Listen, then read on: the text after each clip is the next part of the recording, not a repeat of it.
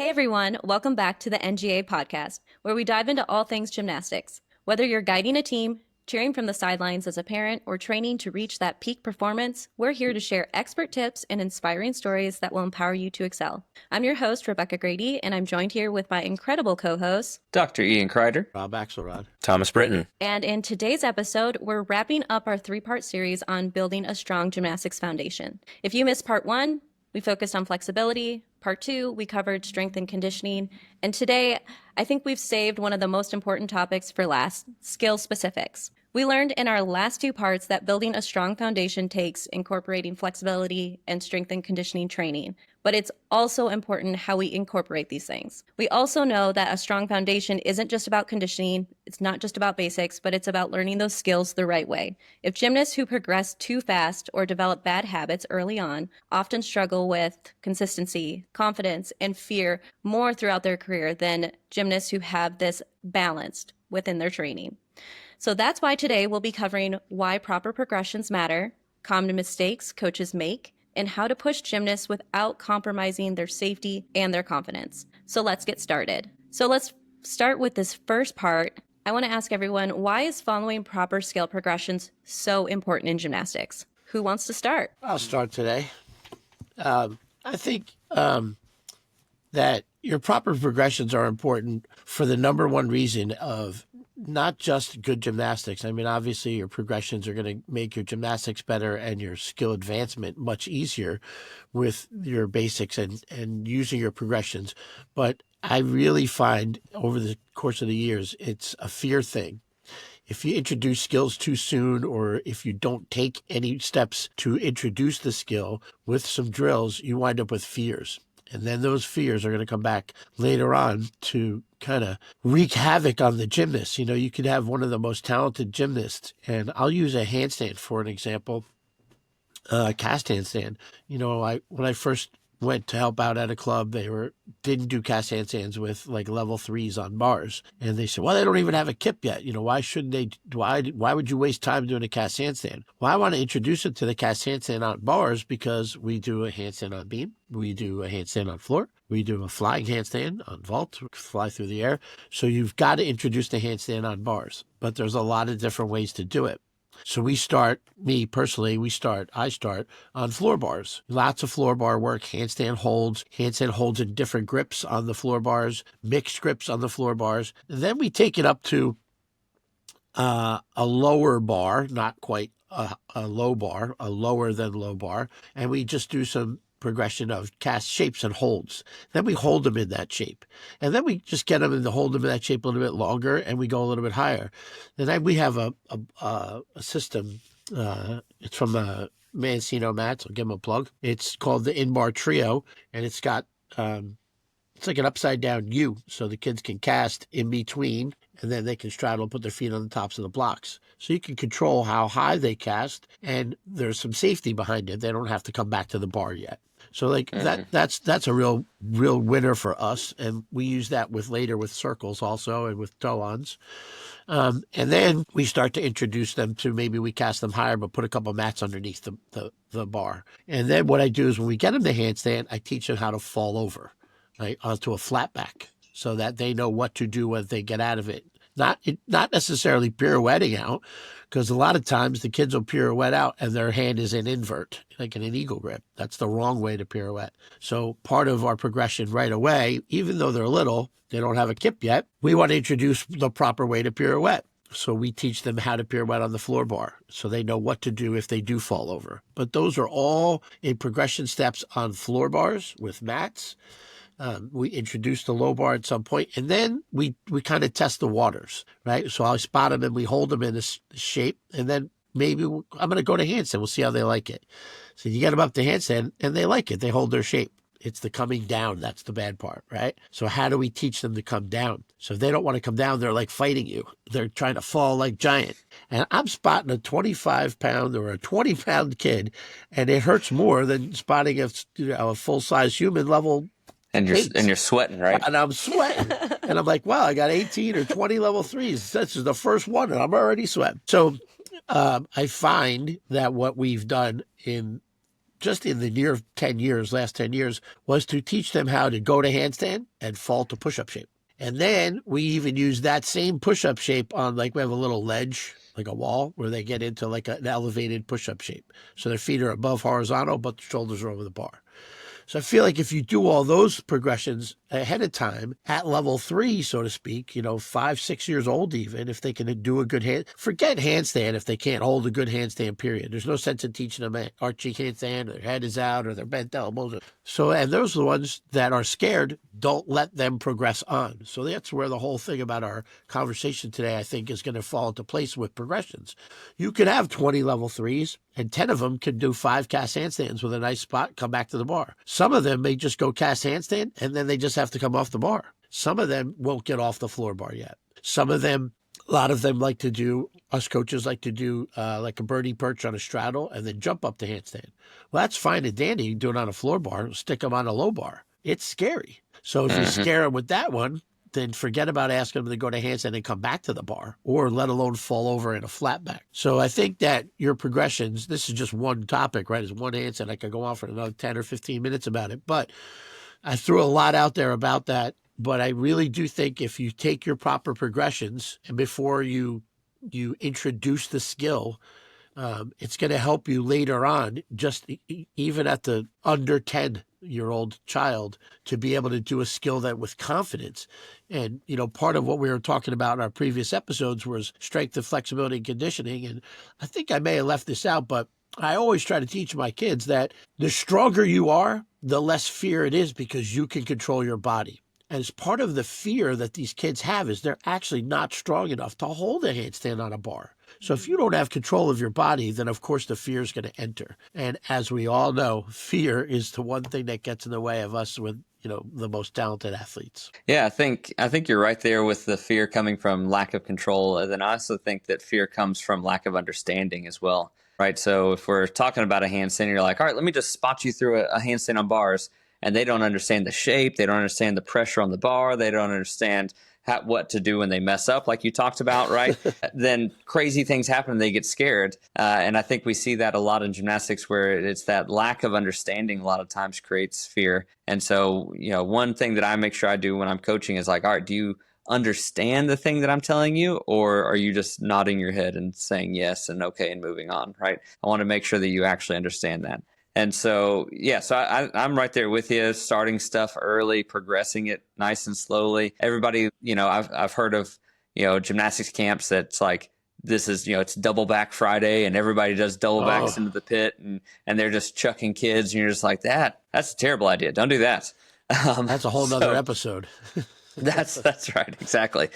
But yeah, proper progression. And I think another good one that a lot of people like to talk about would be your Chinko vaulting, right? On men's and women's side, Sukes and front handsprings, I like to say are lots and lots of power and a little bit of technique. Whereas your Chinko vaulting is not as much power. You can get away at least with not having as much power, but super technical, right? Lots and lots of technique. And so for me, when I talk about your Chinko vaulting, it's, all right, as soon as they have a good solid cartwheel, then we're doing cartwheel step-ins onto a spot on the floor, or we're doing, I have like a floor beam or like a laser beam, and they do like a cartwheel step-in off the beam onto a springboard, right? And, it might be level 3 or level 4 that they're starting this, and they're not going to actually do your Chinko for another couple of years. But your Chinkos are kind of scary, especially if you don't understand them. If you just think it's a round off back handspring over the table, then you're going to be jamming fingers and breaking pinky fingers off and all kinds of stuff. And so you want to make sure that they understand each progression and they understand what to do when they mess up, especially on bars or beam, when it's, there's some safety from, high falls and that sort of thing, those concerns. So make sure they understand what they're doing what they need to do when they mess up, and what they need to do through those progressions, and they actually understand things. Yeah, I really like that. I'm following what you guys are saying about, starting early to build things later on in, the athlete's career. That brings me to the point I wanted to make of, drills and progressions are very layered, and you can layer them, as thin or as thick as you want. Because if I start doing, just on we have like parallel bar blocks, right? We set up 2 blocks, they can swing through them like parallel bars. right? I can do swing handstands with my level 3s. They're not going to do that for another year or two, right? And especially like even pirouettes are not going to do that for another 4 or 5 years. But I'm building that layer. So we're doing the handstand as well, which is going to be even sooner, and then the pirouette, which is later on, right? So I'm building multiple things at once, and also just the strength of being on the bars, right? That's kind of what you guys are talking about, like with the cast handstands and stuff. But I think another thing that's really important is that when you are doing progressions, make sure it's safe and it's confident with the athlete. But when it's ready, try and go ahead and start to push that next level, right? Obviously, it's wonderful and amazing to build consistency over months, right? But once it's ready, you should go ahead and go, because I think sometimes coaches forget. They're like, oh, I want to make sure this is like 110% like ready to go, like, this cast handstand before I start going for a pirouette, right? But you have to remember, as you're doing the pirouette, right, when you get to that cast, you're still doing the initial drill anyway. You're still building that skill on that base layer, right? So doing a step up or an upgrade on your basics are also another just layer you're adding to the progression anyway. So I think it's important to remember that when things are ready, you should go ahead and try to let them move up a little bit in the progression, because you're still going to be strengthening the thing you were working on originally that this upgrade stems from. Yeah, probably 8 out of 10 of your gymnasts, at least on the women's side, are not going to voluntarily say, I'm ready for the next thing. Most of the time you're gonna say you're ready for the next thing, and they're gonna go, are you sure? You're like, yeah, that's what I told you, right? Now on the men's side, it's probably a little bit different. And then also, I think differences, I think it's evened out a little bit now, but it used to be where, like, on the men's side of things, it was no drills, just go for it, right? On the women's side, it was only drills, and you almost never get to the skill. And I think it's kind of evened out a little bit now, which is nice. I think, at least in most gyms, I'm sure there's still outliers out there. But there's a good happy median, right? Where it's, yes, of course, we need to drill. Please don't just huck and chuck skills. Make sure you drill and follow those proper progressions. But when they're ready, go ahead and move on. Go ahead and do the real skill. Go ahead and move on to the next skill, whatever that is. Yeah, I wanted to just chime in a little bit with that too. It's like, listen to the athlete. If they're doing cartwheels and they're on laser beams and low beams, and low beams with panel mats, high beams with mats stacked up, and they look over, Mr. Rob, can I go on a high beam today? If you look scared and you don't trust them, then of course they're going to be scared. So I'd say let them go. When they're asking. But in the same token, you have to be smart, right? If you don't think that they're going to go, because you'll get that one goes, well, I want to go next on the high. No, forget it. You're not ready, But you got to make sure that you don't disappoint them either, because they're little and they're like little sponges. And I think that they too watch the progressions in layers. You're right, Thomas. It's a great word. We're layering in that cast handstand with the pirouette for down the road. And your Chenkos, I mean, geez, I start those just like Dr. Yin said. I mean, as soon as they have a good round off, whether they have a back handspring or not, I'm already, round off in between the U mat, round off up onto a panel mat, just a plain panel mat, then put a panel mat inside the U mat, or build a panel mat with U-mat with panel mats, and have them round off and just rebound to an 8-inch mat. There's so many layers in the Yurchenko that we do, and they don't know why, and they don't need to know why, because they, so you're going to do that next. They see a kid do Yurchenko layout, they're like, I'm not doing that, So. That's right. Yeah, I tell my girls, every so often, right, I kind of bring it back up. I go, look, my job is to tell you when you're ready for the next thing. Yeah, but your job as well is to tell me when you're not ready, but not just that you're not ready, but what's the plan to get you ready, right? So, and this is obviously with my older athletes, right? I'm saying, you're ready to do a full onto a mat. We've been doing them into the pit. You're ready to go onto a mat, and they say, "Ooh, I don't think I'm ready yet." I'm like, "Okay, that's fine, but what's your plan?" Right? And you tell me then. So now I kind of give them some control over it. If they're super nervous about it, I need 5 more. Okay, great. Let's do 5 more. Or I need 1 more. Okay, good. Let's do 1 more. Or maybe I need 2 more days of this. Yeah, that's fine. But I need a plan. I do think in today's world, and today's athlete is different than it was 10 years ago. And when they tell me that they're not ready, and I'd be like, oh, no, you're ready. You're going today. I don't say that anymore. But that has weakened us in our gymnastics, that we don't say that, because at some point, and I stress in the gym, we don't use the word push. We don't use the word make. We don't use the word "you have to," but we encourage heavily. Or I'll say, "Look, I've done every drill with you. You're ready. I've seen you go 8 inches, 9 inches, 10 inches above the floor onto a hard 4-inch mat. I mean, going on the floor is going to be easier, but it's up to you now. Like I can't make you go. If you don't want to go, don't go." But that's hurt us in gymnastics, because there used to be a point where we're not getting off the floor until you do a full on floor. And as much as we don't do that anymore, I myself am at a crossroads. What do I do with the kid who can do a double full into the pit but won't go on the floor? And she's on mats on the floor. I mean, on mats in the pit. What do you do? She's a great pip doubler. Right. So I think there's a balance between pushing them and like discussing it. Like obviously, like if we don't encourage them to do things when they're scared, then they're not going to do it, right? Like if we leave it up to them, a lot of times it's not going to happen. Sure. You're right. We do need to push them. But also like if they say they're scared, I think like one of the things that works best for me, because I'll go to like local gyms and stuff and work with some of the kids that I'm working with. And I'll ask them, I'll be like, okay, so you don't want to do this, but can you explain that to me? Like, what is it about switching from the pit to the floor that scares you? And if you just kind of give them some time, they'll tell you. And it's usually not something that's like too extreme. Like you can accommodate for those needs if you give them time. So like, for example, I had a girl who was learning, she was doing her back tuck on the beam. And we were doing like a lot of the beam progressions, you know, where you'd put the mat up flush and you have it go down. And then we did that with the high beam, and we put to these two, like, you know, the massive blocks that the spotting blocks you can use on bars. They put them like level so that it would like make the beam longer, because we were doing her back tuck to like her dismount kind of connection, if that makes sense. But anyways, she was worried that if she did the tuck, that she was gonna like the spotting blocks were gonna fall away. Like it's not the fact about doing the tuck, it was because where the spotting blocks were, and she thought they were unstable. And if I didn't give her that time to tell me that, and I was like, oh, that's easy, we can stand there and hold them in for you, would that help? And she goes, yeah, I think it would.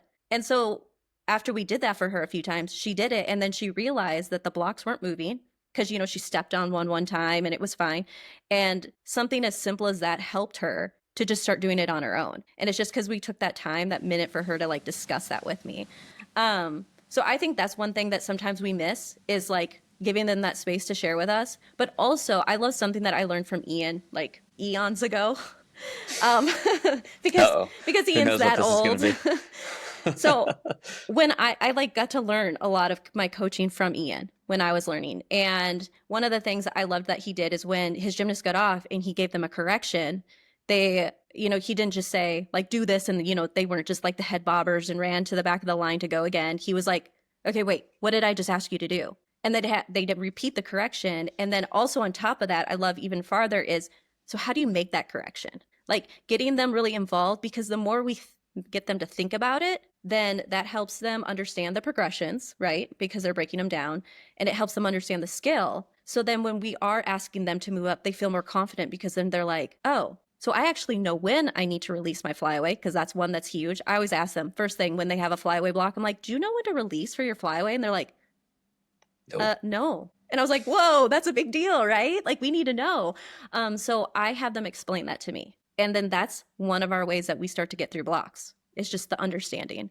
So one thing I've noticed, and I want to ask you guys about it, is I know that we go away from progressions a lot when we're in season. I know there's a lot of gyms who just focus heavy on routines and don't go back to like drills and things like that.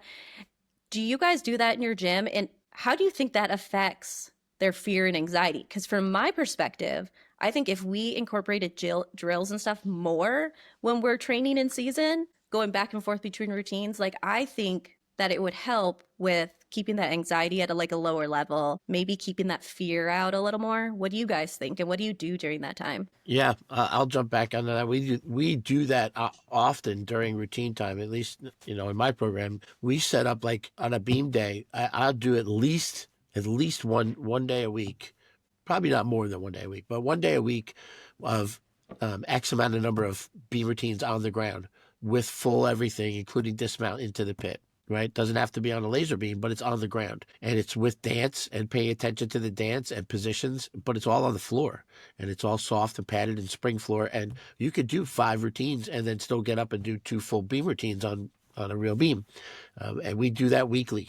And it's important. It's just like we do with our dance throughs. Our dance throughs are kind of like they're basics. The dance through may have a front pass is front layout, front full, but in the dance through it's a front layout. They might be doing a double pike in the dance through. It's a layout. And then their last pass is a double full or 2.5 or something big, whatever, a 1.5, and the last pass is just a full. And so those are just like going back to the basics. I used to love the word back to basics, but kids feel like they're going backwards when we use that, so I stopped using it. But we do the review, and I like that word of review because it fits with their schoolwork. And we do that constantly. And even though we're in season and we're doing routine, there's 1 day a week per event that's locked and loaded with like a base routine on bars or a Tuesday taps. So we'll do 3 sets of 5 taps forwards and backwards with front flyaways and back flyaways. And they think it's hysterical because they have to do their front flyaway into the pit. Like, what are we doing this for? Down the road, we got our layers, right, Thomas? And we're layering in that front flyaway for Jaeger, or maybe somebody's going to do a front layout full, or a Higgins to a layout 1.5 or something. But they don't realize it, and I do it even with the little kids. And so we make sure that our basics stay. I will tell you that I don't do complex during season, except the Monday after meets. So that's, we do 1 meet a month or maybe two meets a month. That's a lot. So maybe once a month they get a basic day of a beam complex. But I stopped doing beam complex and focus more on their skills for their routines. But there's that basic day. Every day is different than a complex day. It's a basic day. Yep, that's what we do. Yeah. So, and I think if go back to a common theme that we see throughout these podcasts that we do is scheduling and programming things. And if you don't schedule and program things, then you don't give yourself permission to work drills and skills. You think that every day has to be a routine day. And not just that, but every day has to be a heavy routine day because who knows what's happening because you don't have a plan. And so when you trap yourself in that corner, then you get really overwhelmed and you get halfway through season and you go, oh, shoot, we haven't been working that skill. I had the opposite problem with my own personal gymnastics because I would kind of train myself over the summer when I was in college. And so in the summer, I would go, I'd be working new skill. And then, the middle of summer would roll by and I'm like, man, it's been like 6 weeks since I've done a full in on floor. Whew, all right, I guess today's the day. So we really want to try and avoid making those mistakes, right? Where you go, man, we haven't done bails on bars in like 2 months now because of season. All right, let's do some bails on bars today. And man, that introduces a lot of fear all of a sudden, right? Mm-hmm. So I think it's important to schedule and program things in such a way that you give yourself permission to not have to do, you don't have to do routines every day of season, right? You don't have to do routines every week. I think now weekly you should hit routines at some point in time. That's not what I'm saying, but I'm saying we have our medium days on Mondays and Tuesdays where we hit routines on half the events, and then we have Thursdays where we hit routines on every event. But then Fridays and Saturdays when we're not at a meet, those are our light days, our basics days, or new skill days, or problem area days, right? That's what's programmed for those days, and we have permission to work those because we know we've already gotten the routine work done, and we know what's going on. Yeah, I just want to jump back on that real quick, and previous episodes I mentioned about a base routine on bars. The base level 8 routine is base for 8, 9, and 10, right? Pirouette, circle, 2 giants to a double. And you can spend 45 minutes and they can't make through that. And so then you're never going to get to the release move. And I have some athletes, you don't do their release move for 2 days and, they come back there.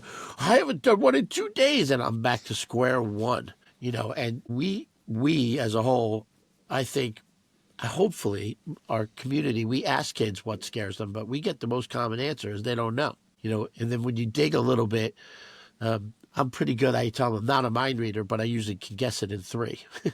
And so right. I usually get it, what they're afraid of. But we get some crazy ones that we don't know what to do with, like, well, the mats that we use in the pit are red and you want me to go on the floor and the floor is blue. Well, it's actually vice versa for us. It's blue mats, we have a red floor. Like, so how can you fix that?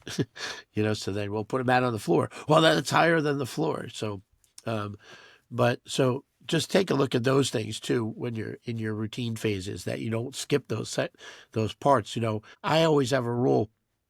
Anybody can go onto the pit with above the floor height with a 4-inch landing that's not afraid to go on the floor. I say, hey, will you do a double tuck on the floor? Sure, boom. Well, will you spot 2 or 3? And can you just stand there for what? That kid can't spend the day in the pit, because then I'll never get him to the floor. So then I'm at a meet, I'm going, is she going to do the double or not do the double? Or is she going to go for it as like she's supposed to?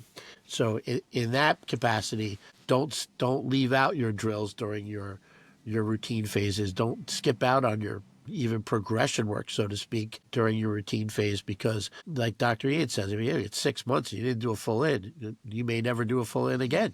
It's a All right. little too long. It's important to make sure, especially in the men's side, obviously on the women's side I'm sure it's difficult too, but like, as people who are running a program and when you're making your training plans and stuff, it's really, really hard to hit everything all the time that you need right now, right? It's nearly impossible. Sometimes you're like, you do one thing, you get really good, and you forget, you're like, oh, we haven't even done this. Like you said, you take 6 weeks and you haven't done this thing that's so important that you just forgot about almost. And so I think you can get away with doing drills and progressions in season pretty easily, as long as it, is related to what you're doing in your actual routine, right? It can be an upgrade if you want a drill, or it can be just a drill to continue training the skill that we're already doing in the routine, right? But as long as you're still training the base foundation of what that skill is, and I think you don't really lose anything from your routines as long if you're doing those progressions more. For example, if my kid has a double back in his full routine, but he wants to work in full ends to a mat in the pit, that's fine. I'm still doing some double flipping, right? The air awareness is a little bit different because we're adding a twist now to it. But if we're putting a mat in the pit, you're still working on the landing. You're working on the things I need for the double back. Those boxes are still getting checked. So as long as I feel like the progression and skill that we're working on is going to help me with what's in my routine currently to some degree, and is not completely unrelated, then I think it's always going to be beneficial. Yeah, to help people out with their planning and programming, right? The way I like to do it is each day has a kind of a main focus, right? Even if it is a routine day, there's still like a side focus on today's a twisting day on floor, or today's a tumble track day, or today's a floor bar focus day, or, right? So each day has a focus, and I try to hit every skill that they're working towards at least twice a week, and sometimes more if it's like a release move on bars. All right, we got to have a few more reps in on that. And something important to remember is that I like to say about after level 6 or 7, there's a lot of skills that take 2 years to learn and compete well. Right. So you can learn it over the summer, but you're not ready to compete it. And it takes another year of just working it to gain the confidence to go, all right, yeah, all right, I can put on my shiny leotard, put my hair up nice, and salute a judge and actually compete it at a meet, right? Yeah, I think last part that I'd like to add on to that is, if you have a compulsory program, you're doing a compulsory program, or you have a base routine for your level 2s and 3s and 4s, that you want to compete them as a level 2, a level 3, level 4. And it's not like for NGA, right? We don't have a compulsory program. So I have a base routine that we teach them, and they all do the same routine. Sometimes we even share music at those lower levels to make it a little bit easier on the kids. But we could get so caught up on what we want as a score, a 9.5 or a 9.7 on the compulsory routine or a base routine. I want a silver routine or a gold routine, and it's got to be 9.7. We're going to go. And the next thing you know, it's a whole year. The kid never did any back walkover drill on beam. They never did back handspring work on beam. And the biggest thing is you hear us all repeating, especially Dr. Ian and I, and even Thomas too. He's like set in his ways with what his program is. And I think the best coaches out there have a plan. If they know on Monday when they come in, like, okay, routine day, they'll be like, whoa, Monday's not routine day. Monday's complex day and basic day. So stick to your plan. Or if you're going to alter your plan because your competition schedule has changed, like for regionals coming up, 9s and 10s, we leave on Wednesday. When you're competing on Thursday, or you leave on Tuesday because you want Wednesday off, and then you want to get there, day off, compete on Thursday. Well, we don't compete on Thursdays. So don't forget to let your athletes know what your altered plan is. Like, I have a big altered plan this week because I'm traveling all over for 3 or 4 different levels, having meets at the same time on different weekends. Well, some are on Saturday, some are on Sunday. One's in 3-hour drive in Pennsylvania, and others a 2-hour drive to Delaware. So they're different levels. So make sure that your plan is also discussed with your athletes, because you don't want to throw curveballs at them. Yeah, and the older the athlete, I think the more details they need to know about the plan. The younger ones, right, if they just know that it's a heavy day or a light day or a routine day or not a routine day, that's good enough, right? But the older ones, I think they should know exactly what conditioning they're doing. They should know exactly how many routines they're doing and how many parts or combos or what their assignment is, right? And so, I make sure I type up their assignments, and they have those, either written on the big whiteboard, or they have those written out and posted up in their locker that they can take out when they come to bars. But they know exactly what they're doing every single day from here until we start summer schedule right now. Yeah, it's so important to have the older gyms to be part of the process, because, they want to be a part of it. Okay, so we've all had those gymnasts, I'm guessing you guys have, come to your gym, and you could tell that, they didn't do the progressions, or they're like throwing skills, and they're dealing with a lot of anxiety when it comes to skills. So that they probably didn't go through the process that they should have to learn, like to build that strength, to learn like the specifics of their skills.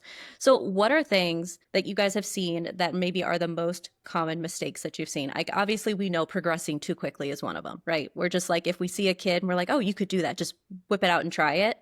That is a huge mistake that I run into, because those kids do not know how to do the skill. Like, they don't know the details of that skill. And that's so important for them, because if they don't know the details, they can't reassure themselves that they actually know what they're doing. So then that's when they get really scared and we get blocks, from what I see. Yeah, I'll go on that one. So what do you see? Yeah, I'll go on that one. That's, for me, it's easy. It's a flip. They learn to flip in backyard trampolines. They learn to flip on diving boards into pools, and it's wrong. Mm-hmm. And so that flip is on every event. So it's important that in my gym, my program, we have a no flip rule. Like, if you don't flip in practice, you don't get to flip on trampoline. So someone say, well, that's stupid. You don't ever let them play. You don't ever let them get to do anything. They don't ever get to get awareness. There's time. They're going to do it anyway in the backyard with their friends. They're not going to just, well, Mr. Rob says there's a no flip rule. Let me go on my backyard trampoline and do seat drops all day. They're not going to do that. They're going to do some kind of flip. But if you can at least control the flip in your program, because it's a flip on beam, it's a flip on bars, it's a flip on vault, it's a flip on floor. So what's important is the takeoff. If you teach them the takeoff. But that is what I see the most common mistake. Any kid joining our program, sometimes kids in rec classes, they're just flipping like this. So yep, I think the most common one I see would be, I obviously, I see the flip stuff all the time too, but also just not knowing the proper body shapes, but thinking they do, right? So for instance, I had a girl doing tap swings, right? So just working tap swings, and I was like, hey, could you open your chest more when you do tap swings? That way you can use your whole body to tap instead of just your lower back. And she's like, wait, what? And an older girl, right? She's like 14, 15, something like that, right? And she's like, I've never heard that before in my entire life. I was like, all right, well, now you've heard it, so let's fix it, right? Or, I'll talk to the level 4s, right? And yes, we want a cast to finish at horizontal and a nice hollow body, right? Or at least straight, right? But the body shape before that is an arch, right? You have to arch into the cast, and then once you get high enough, then you get into the proper body shape, right? And so all these girls are popping into this body shape way too early, and they're killing their swing, they're killing their cast because they get into that hollow shape and it stops it, right? And I'm like, no, arch more. They're like, do what? Like, arch, that's the first body shape of a cast is an arch. You're like, what? No, it's not. So then I get my camera out, right? And I film them doing a cast, and they go, They do that little bitty arch and then they pop hollow. I'm like, see, there it is. Now do it longer so that way you can actually hit the height that you want to. Yeah, I want to ask Rob, and I'll ask you guys about this. I'm sure you've seen it in one way or another, but the example I always use. So the mistake I'm referring to is knowing when to reel a progression back in, right? If we need to take a step backwards. So we talked about earlier, right? Let's make sure we are pushing still at the same time while being ready to, make sure the basics are staying the same. So the example I like to use is a double back on floor, right? Even when we're just basic learning it into the pit, no mat, we're like trying it for the first time. You do, 15, 20 minutes of just back tucks with a great set, head in, right? Pops up really nice off the floor, and you're like, all right, you've done that really well. I know you have it. I think we're ready for a double back. And they just rip it, right? And you're like, well, I wouldn't have told you to do it if I knew it was going to be that. Why'd you change it, right? I didn't tell you to move on because I thought you were going to change it. I told you to move on because I want to see the same thing from what we were doing before, right? So being able to reel it back in and be like, okay, we don't want to get in a bad habit of doing the so back. We're just ripping it off the floor, right? You don't need to just give it everything you have, right? I told you you're ready because of the good progression that you were doing. You shouldn't change it to try and get it around. It will get around if you do it the way it's supposed to be.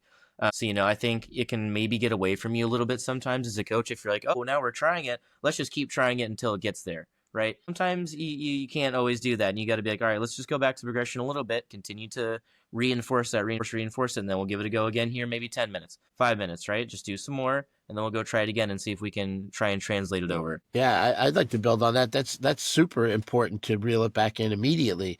So many coaches' big common mistake is just like you said, Thomas.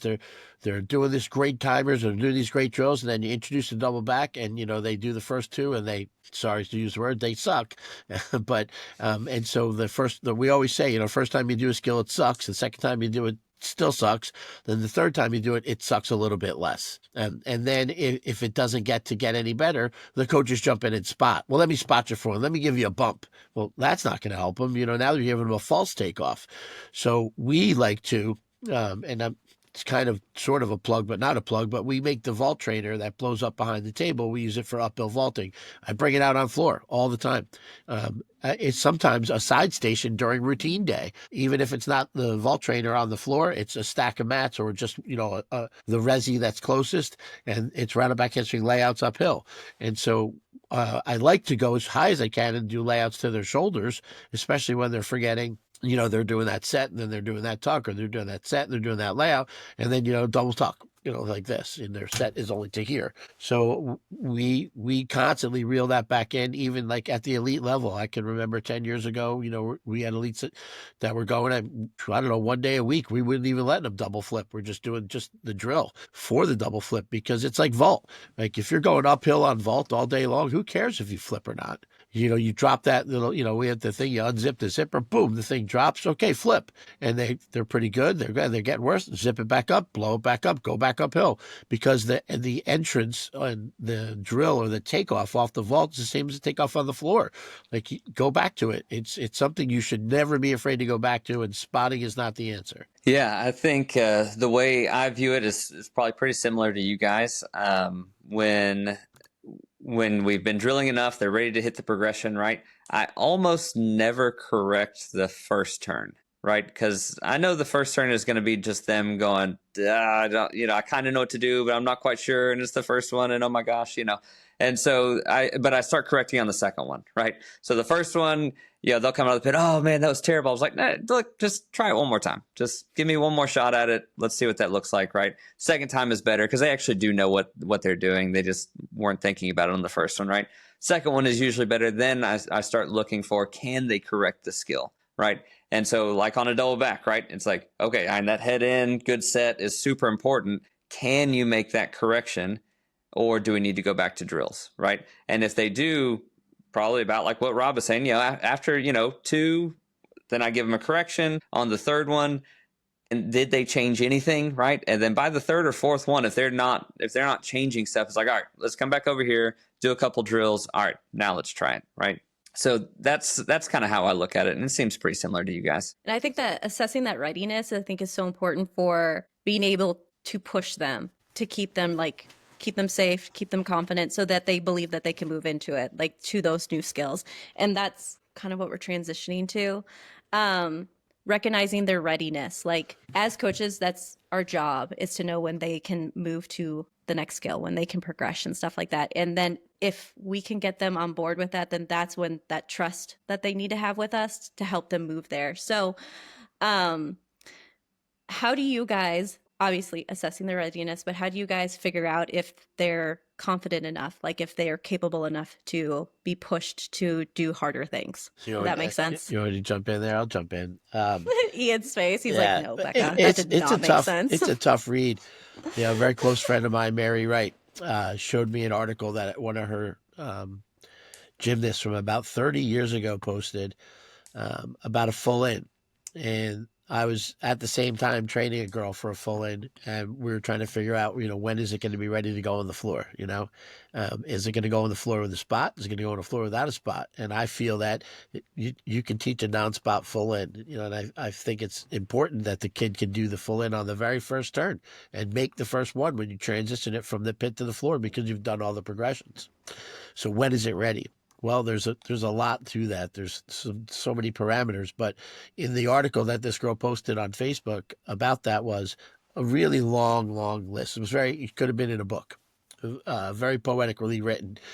That, my coach Mary asked me to do it, and she said, do you think that I'm ready to go? And Mary's, without quoting it improperly, was like, do I think you're ready to go? I think you're more than ready to go. I think that you're fantastic and that you're awesome and that this full in is going to be 100%, fantastic. And then the kid gave the perspective in the post of, in my mind, I'm like, well, Coach Mary said that I could do this, and it's going to be good. And well, if she says I can do it, and she trusts me, and she knows that means I can do it. And then the kid, proceeds to tell the story from her inner perspective, how she did it and she made it. And it was like one of the greatest feelings that she ever had, that she trusted herself because her coach trusted her. So I try to build that same trust with my athletes. Like, listen, I wouldn't be asking you to do a double tuck on floor with me standing over here by the balance beam if I thought you were going to land on your face. And if you're not going to trust that I trust you so much and you don't trust yourself at all, then don't go.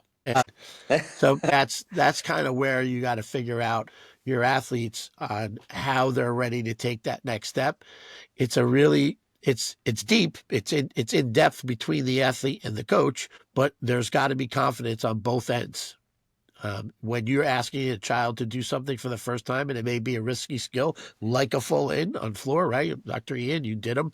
You know that there's a lot going on. You could screw that up royally and get hurt. And the coach isn't going to be underneath you and not going to spot you. There's got to be some major trust on both sides. Could be, a giant double tuck. You spotted a bunch of them and you finally walked away, and hopefully your gymnast doesn't do a Kovacs over the bar, right? So Right. you have to have that trust, but the kid has to trust themselves. And I wish I had the answer to tell you exactly when they're going to trust themselves, but it's just one of those things that when the kid's going to go, that they're going to do a great job at. And hopefully because you yourself and your program set them up for success, not for failure. Like, okay, Yeah, you I did think if you know your your athlete. Yeah, I think if you know your athletes well enough, then you just get that, I don't know, so that feeling or that knowledge of readiness from them, right? Or when they do need to be pushed at that point, right? Because there's that delicate balance of, all right, you tell me when you're ready, but also like, good grief, you're ready. Let's do this already. Christmas is coming. And it's and I try and embed that in my gymnasts early on. The whole like, it's scary, I don't want to go. I'm like, it's gonna be scary kind of until you go, and then once you go, you're gonna realize, oh, all right, that wasn't so bad, right? Every once in a while, you'll hit a skill where it is just as bad as you thought it was going to be. But most of the time, when you do that skill for the first time, you're going, okay, man, I really built that up in my mind. It's not as bad as I thought it was going to be. And I try and tell my gymnasts that I'm like, when you hit optionals, the skills look really difficult, but you're so strong, you're so powerful by the time you get to that point. It's not physically demanding all the time, right? There are certain skills that are, but most skills are not physically demanding, they're mentally demanding. And if you can teach yourself to go when you're scared confidently, right? And go when you're nervous, then that's okay, right? That's a good skill to have. I don't think anyone has ever done every single skill in their gymnastics career without being a little bit scared at some point, right? And at some point in time, you realize, you get old enough to realize that gymnastics is pretty dangerous. And and your own mortality kind of comes into play, and so you learn that gymnastics is scary, and you're scared of doing certain things. But if you can push yourself some, right, not overly, but if you can push yourself some to where you go, all right, I'm scared, but I can go when I'm scared. That's a really good skill to learn. Yeah, I agree. Everything you guys have said so far is spot on. My coach always told me as a kid, I'm not going to have you try something I don't think you're ready for. So, having the kid know that you trust them as well is super important. Also, just like Rob said, they have to buy into it as well. If they're not buying into their own confidence, you can't get it. You can't force them to do it, right? Generally, right? I can't force them to do it to Koch. I can't pull you over the bar, right? I can force you to do a flyaway, make you let go of the bar, right? There's only so much. I mean, yeah, I guess you, Rob. Yeah. Oh no. No, but they have to want and trust that they can do it themselves, or else you're going to be hitting a wall every single time. So I think it's really important that on the things you can spot, even especially little kids, it's a big one. Older kids, like you said, Ian, it's not so much physically demanding, but on the things you can spot with younger guys, just do less and less each time. Like, did you feel that? Like you did most of that yourself. That I was hardly there, and just that's kind of a no-brainer. But giving those types of confidence to be like, hey, that was you, not me. Even though I'm telling you that, like you felt it that time, right? I didn't just tell you that. You felt it. It worked. You saw it yourself. Is a big deal. Yeah, or even spot differently, right? Where if they're doing a back tuck on floor, well, I usually spot back tucks on floor or layouts on floor like I spot a double back, where I bump and then I reach up, catch them, and set them down, right? And so what that allows me to do is, well, I can bump and catch, or I can just bump, or I can just catch, right? And that helps them to go, oh, okay, well, yeah, I did that all you did was just, catch my hips on the way down, no big deal there. Obviously I can do that on my. Right. Yeah. And it can go down to such a basic level, right? I think them just understanding exactly what it feels like, because I feel like overspotting can be an issue too. Gives them a false sense of confidence. For sure. Well, I didn't do any of that. That was fully done for me. All the way down to like literally like my class kids. Like I coach like a rec class once, not a rec class, like our pre-team class once a week. Some of those kids are like 5 years old, and I'm teaching them pull up, pull over on the low bar, right? And I'm like, I will get your legs over, and then I will hold the back of your feet, and you have to figure out how to shift and get yourself up there, right? Because if I just lift them up, they didn't learn how to shift their hands, they didn't do anything, right? So I'll let them struggle for like 5-10 seconds trying to get up there, because guess what? When they're strong enough to lift their feet over themselves, they already have the second half. So we can develop the strength over time. They just need to learn exactly what these skills feel like, and that can apply anywhere. Yeah, I'll tack that onto about what you said. Some of the most common mistakes of progression-wise, and that we see, and I would say that spotting as well. Like I just because I can teach a non-spot full end doesn't mean I don't spot, right? So, but when you're spotting spot. My kids are, can you just stand there? No, I cannot just stand there because I'm going to do something. It's very difficult as a coach for me, to just stand there and just watch you crash, so to speak, or not touch you, or, tap you a little bit or catch the landing or something. But be forthcoming with your athletes. If you're going to spot, like when I tell them I'm going to spot, I spot. Not like, see that? You did it by yourself and I didn't even spot you. No. Yes. Big no. Do not lie to your gymnast. Big no. Please don't. I mean, I've had a kid on bars of spot for a pack, and she'd bail out in the middle, and she'd like curl up into a ball, and I got to catch her and put her down or lay her down on her back. Like, what are you doing? I didn't think you were going to spot enough. But do you not know my rule? If I'm spotting, I'm spotting. Like, my rule. Like, where did that come from? Well, it came from a kid came from another gym. She was only with me for a year. So like in our gym, if I'm spotting, I'm spotting. There's none of that. You could go, and it's hard because like the little kids in classes, you want them to get a back handspring. We want to progress our class kids. We want all of our class kids to learn a back handspring at some point. You got to spot them. Don't let them go. There's your popped elbows. There's your broken wrists. And so that's another one of them. Yeah, I had a girl that was nervous on Sukes, right? And she has just these great timers, but just was so nervous to just go ahead and flip it over. I'm like, at this point, I'm slowing you down so you don't flip. Could we please just flip? She's like, I wish you would just like not tell me and just flip me. I was like, sorry. that's not how I work. You're going to have to gain this confidence on your own. I'm not going to lie to you. Yeah. So yeah, we ended up setting up some crazy drills to get her to go, but it ended up working. Yeah, vault becomes a little bit difficult. They want to flip, and like, okay, you're going to flip this one, I'm going to spot, and then they stop midway. So it's like, do I continue or do I stop them? Right. So then it's like, okay, listen, this next one that you're going, you're flipping whether you like it or not, and like, because I'm going to flip you. And then it's like, well, what am I That's doing? right. So we go back to the air Yeah. track where we have a T trainer, and they just do more flips, flips. And it got to the point with this one girl about 10 years ago. She did so many up there. We're trying to figure out, well, is it ready to flip down below? Like, I think it's ready. She's not ready. And she ran down like she was on the air track and just did one. She's like, I think I just flipped, because she's so used to flipping on the air track. Like, see that there? You flipped all by yourself.